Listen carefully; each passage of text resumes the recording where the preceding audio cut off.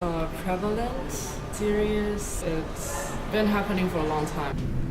Systematic also. Corruption problem has been undermining China's future attempt to reform its economic structure.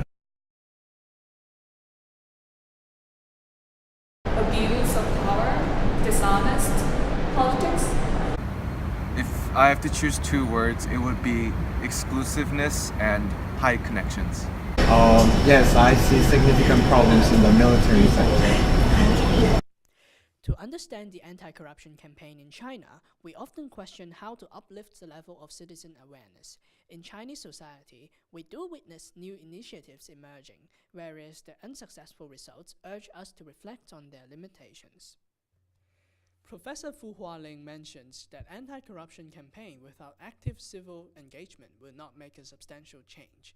History has proved to us that the anti-corruption initiatives could come to realization by the efforts of civil societies who aspire to live within a clean environment.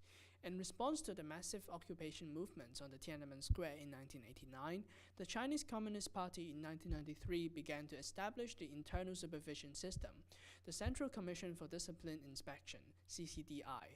The commission further provides the presidency with the sound institutional basis to combat corruption. However, the momentum of civil engagement does not have critical influence on both society and the government, since most of the demonstrations were suppressed. There have been several civil anti-corruption actions initiated by some lawyer groups, journalists, writers, and human rights protection activists since Xi Jinping took the office, but the government does not tolerate any spontaneous political actions. Since 2010, the Chinese New Citizens Movement is a collection of numerous civil rights activists in China, and is promoted with the New Citizen spirit, free, righteous, loving. Also, the appeal to a transparent system revealing officials' properties is one of the main targets of the movement. Nonetheless, soon in 2013, most of the activists were arrested. Following the logic of maintenance of stability, dissidence is seldom allowed to spread over the society.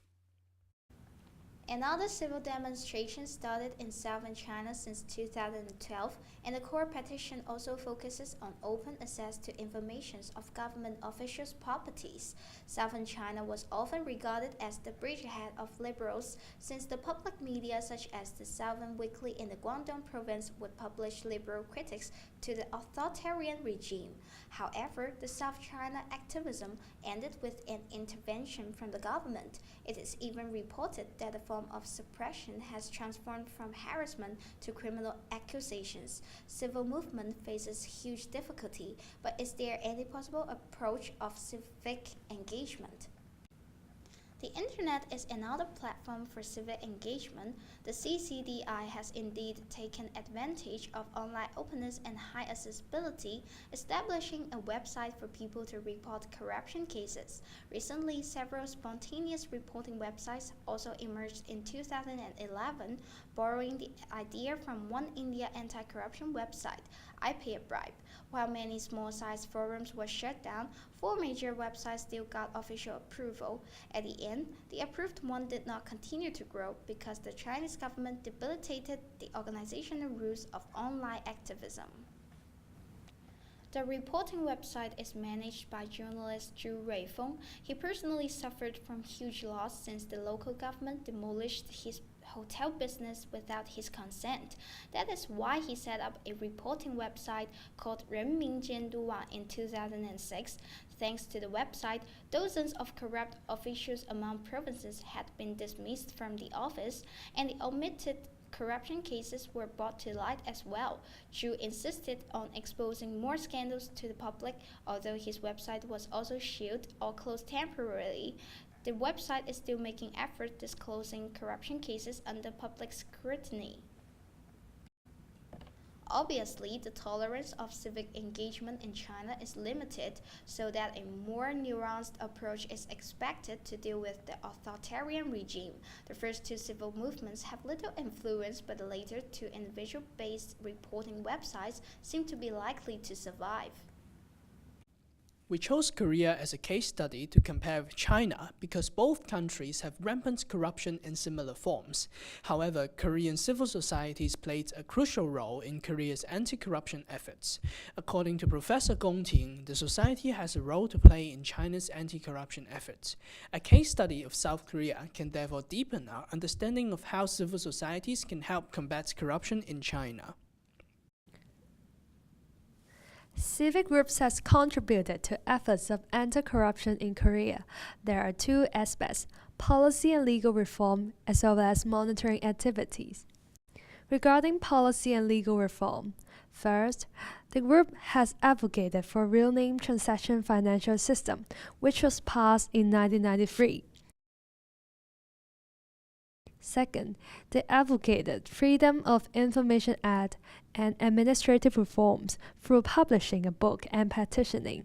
Finally, the law was passed in 1996. Third, they pushed for anti-corruption laws specific to the Korean context, like the Prevention of Money Laundering Act and Protection of Whistleblowers Act. Regarding monitoring activities, the group initiated monitoring on activities that easily elicit corruption, like election campaigns and business activities.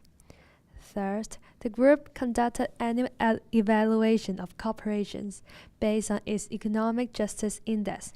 Second, the group monitored the government budget if there is any waste or misuse of tax money.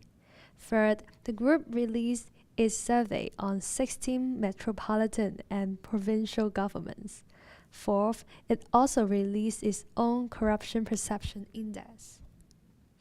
Civic groups in Korea bear 5 distinct characteristics. As their predecessors are often pro-democracy groups, the anti-corruption groups are often citizen-based. They have used mostly legal and peaceful means to push for anti-corruption, such as policy advocacy. Their advocacy objectives also have a heavy focus on policies that are practical and effective, such as the real-name financial transaction system. Despite their pragmatism, they are also committed to protecting the interests of people regardless of financial, social, or political backgrounds. Lastly, the groups are professional in nature, comprising of both activists and professionals, like scholars and lawyers. Lessons from Korea. Although the civil society in China is still in an infant stage, we still think there are important lessons to learn from Korea. First, be professional. Drawing from the Korean experience, professionals such as scholars and lawyers have participated in the advocacy process to produce high-quality policy research and informed opinion. Professionalism increases the credibility of their proposals and complements areas where government institutions are insufficient. Second, be constructive. One problem with the premature civil society in China is that anti-corruption efforts sometimes stop at shaming and criticizing the government officials, with few constructive suggestions on how to eradicate structural corruption. In Korea, civil societies often make visible policy advocacy. We suggest that similar tactics be employed in China, which at the same time also reduce the possibility of them being shut down by the government. But the survival and flourishing of civic groups in China will inevitably depend on the government. Again, we propose 2 suggestions. First, be more consultative. Currently, the Chinese government has already been experimenting with policy forums and public hearings with the participation of scholars and citizens. In the future, we suggest that the government invite more anti-corruption scholars and civil groups to participate in similar consultative processes, so that civic groups will in turn tone down their rhetoric and act with pragmatism rather than idealism. Second, the government can also experiment with co-governance with civic groups. It might start with sharing official data and policy directions in anti-corruption with civic groups so that they can understand how they might fill in the gaps where the government might be insufficient.